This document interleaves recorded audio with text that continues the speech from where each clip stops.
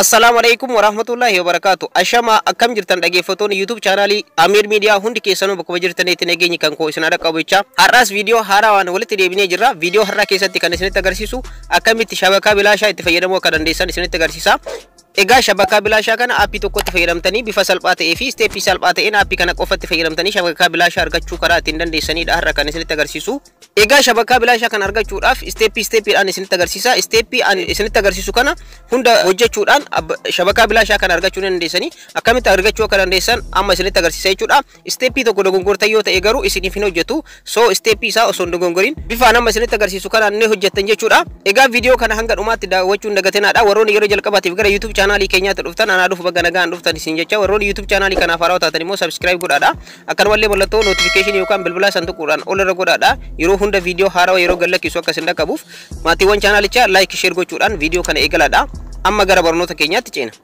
Jalqaba shabaka bilaashaa kana argachuudhaaf aappii tokko isin barbaachisa. Aappii kana salphumatti Play Store irraa argachuu dandeessanii. Akkanumallee linkii isaa description jala isiniif kaaya. Aappii kana argachuudhaaf gara Play Store bilbila keessan irratti argamutti deemtu. Play Store keessanii seentu.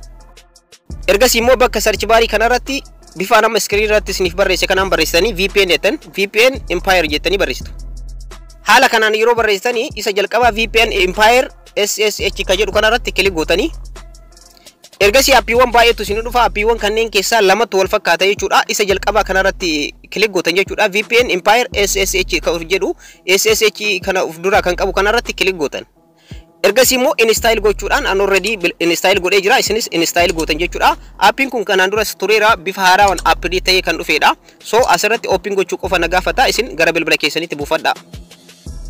Egaa bifa kanaan update godhaa isin jedha. Update gootan jechuudha. Update now ka jedhu kanarratti kilik gootanii update gootan.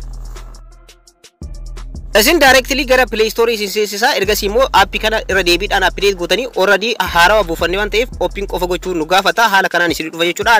Update waan godhee fi haala kanaan kan na dhufee fi update godhaa isin jedha. Gara Play Store itti isin fudhata. Achirraa immoo update gootan. Ergasii immoo isa jalqabaa kana bira dabartanii auto select server ka jedhu kana bira dabartanii isa lammaffaa kanarratti fayyadamna. Isa lammaffaa kanarratti kilik gootan. Egaa akkuma asirratti argartan zeeyni irratti akka gaariitti isiniif hojjeta jechuudha. Dhaggeeffattoota kan koo zeeyni tokkoffaa irratti lammaffaa sadaffaa afuraffaa jecha jijjiiraa yaaluu ni dandeessanii. Tokko irratti yoo isin didde lammaffaa irratti akkanumallee jawwii irratti illee isiniif hojjeta.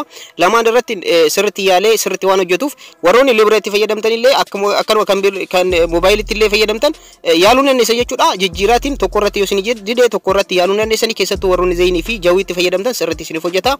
So zeeyinii kana irratti kilik godha jechuudha. Connect gochuudhaaf isa kana irratti ni filadha. Tokkoffaan yoo isin didde lammaffaa akkanumallee jawwiillee tokkoffaa yoo isin didde lammaffaa akkas jecha sirriitti hojjeta jechuudha. Kanaafiyyuu tokkoffaa kanarratti kilik godhu. Ergasii immoo asirratti wanta hojjechuu qabnu hundayyuu haala kanaan erga filannee booda connect goona jechuudha. Tokko yoo didde immoo duubatti deemnee asirratti tuquudhaan lammaffaa sadaffaa afuraffaa jechaan yaalla warroonni zeeyinii qabdan jechuudha. Akkanumallee jawwii warroonni qabdan tokkoffaa lammaffaa jechaan deemtanii warroonni kan moobaayilii qabdan kan biraallee kan qabdan jechuudha.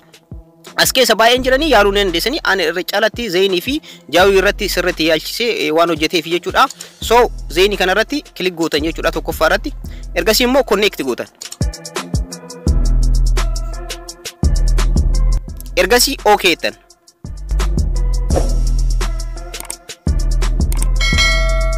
Egaa akkuma argartan connect gochuu irratti argama. Connect isiniif godha jechuudha. Haala kanaan connect gochuu irratti argama.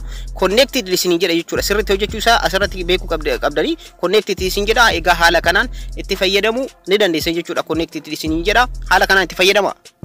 Egaa barnoonni kan koo kanarraa kana fakkaata. Warroonni YouTube channel kanaaf haaraa taatan subscribe godha. Akkanumallee mallattoo notification ol irra godhaadha.